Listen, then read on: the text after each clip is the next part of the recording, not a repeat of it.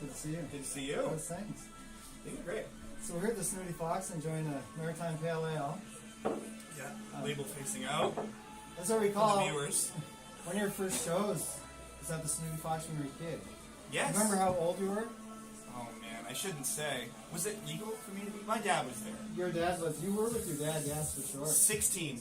16.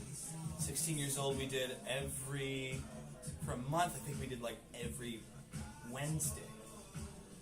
Yes, you've been playing here a while. And I remember that because I had to play the Snooty Fox one night, and I had to write an English exam the next morning.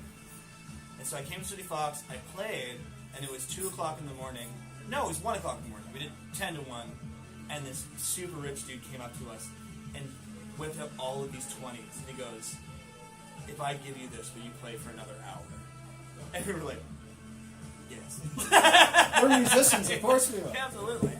This is going to my candy fund because I'm 16. So your dad was an influence growing up. Who else would have been one of your influences musically? Musically, oh man. Yeah, I mean, of course my dad, because we started impersonating Elvis together. But, I don't know, I didn't really submerge myself into, like, any music scene until, like, you know, I was, like I said, 16-ish.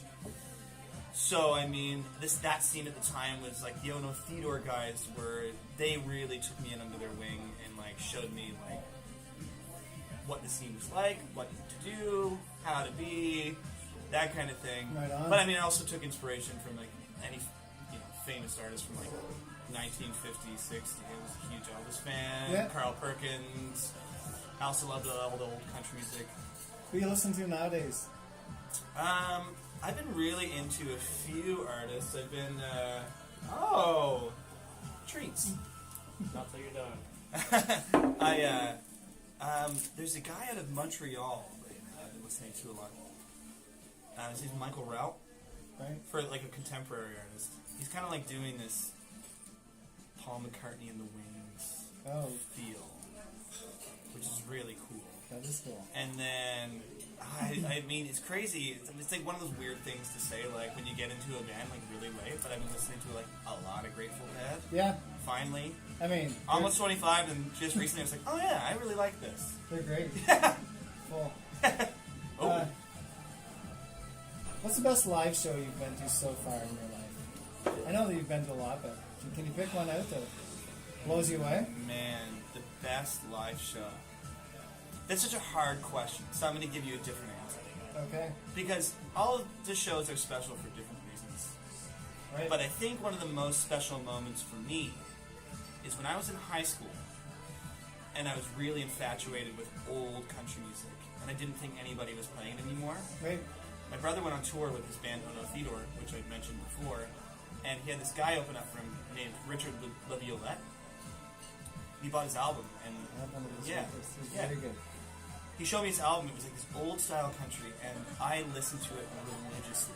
And I was like, oh my god, people are playing country music. This is a thing. Like, it's out there. Mm-hmm.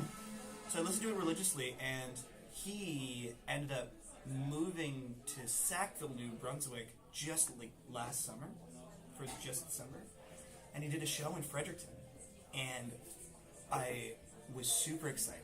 So I texted all my friends, and like, Richard Laviolette's playing at the Capitol, and they were all like, "Oh, cool! I don't know who that is." And I was like, "No, this guy is a huge inspiration for me. We have to go." Anyway, I got one friend to come with me, and the bar was empty, and me and my one friend had like basically the whole bar to ourselves. And the other band that was headlining were all sitting on the floor, and he just played all like the hits, and it was just That's awesome. It was like I felt like it was like I was in his living room, Yeah. playing, and that was a pretty emotional moment for me. Speaking of venues, do you have a favorite venue, and what would be your dream venue if you could play anywhere? Bar, Favorite concert. venue? I don't think I have a favorite venue.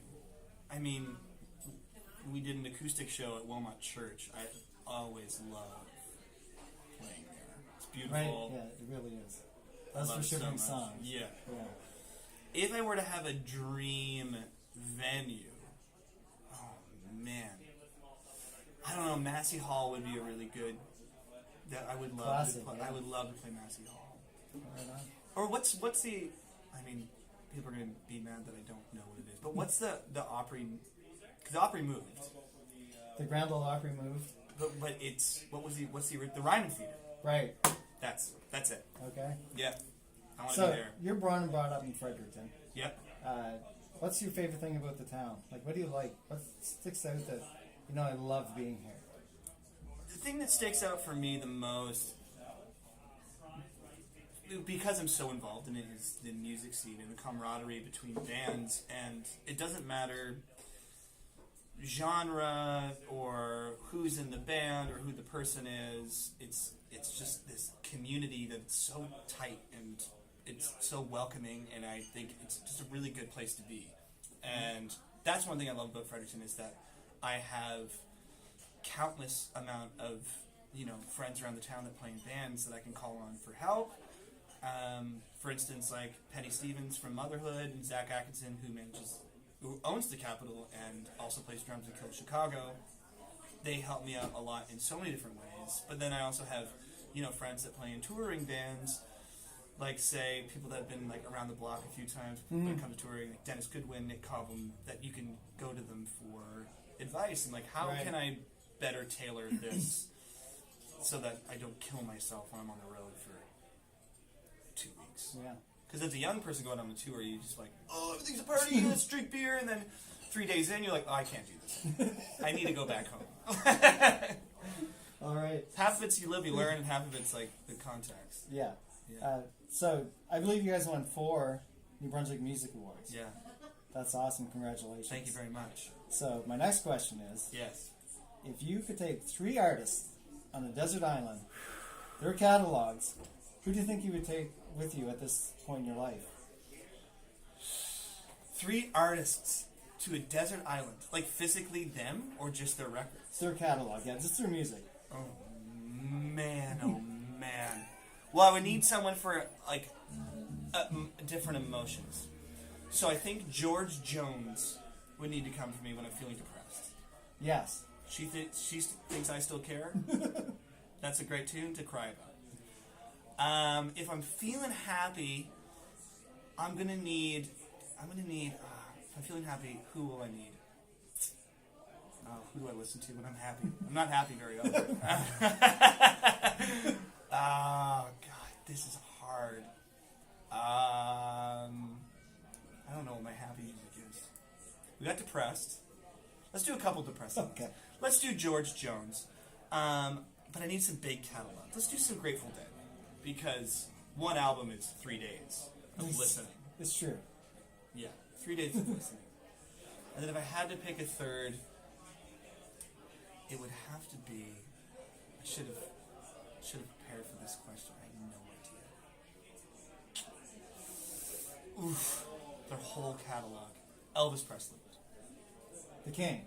It's huge. Everything starts and stops at Elvis. I was sitting down. I was depressed the other day, and I put on Aloha from Hawaii, which my dad, Mike Bravener, says is one of the worst Elvis concerts of all time. He's gonna hate that I say this, and it's gonna be on the internet. Like all of his Elvis friends are gonna be like, "What?" Because it's one of the most famous. But I put it on, and I was like, "This is phenomenal," and I got super amped up. And I think Elvis is there for all the emotions. He is. Elvis Rock is one of my favorites. Some if you want to dance in the self-promotion. living room? The self-promotion, the Hypochondriacs are doing an Elvis show. Really? When? September. Why? How? September? September. Yeah? I think we got I'm going to say loosely September 6th. Venue? It's going to be at Grimross.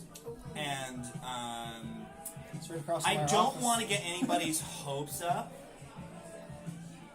but if I had a dream of what it could be, is I do want to do Aloha from Hawaii, start to finish, with the horn section and the choir. Wow.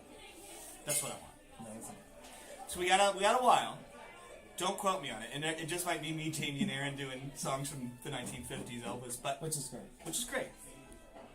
But we'll figure it out. Josh, thank you so much. Thank you. Cheers. Cheers. Tune in next week for another Pints with the Pros with the Cyroi Group of Gardner Realty, Royal LePage.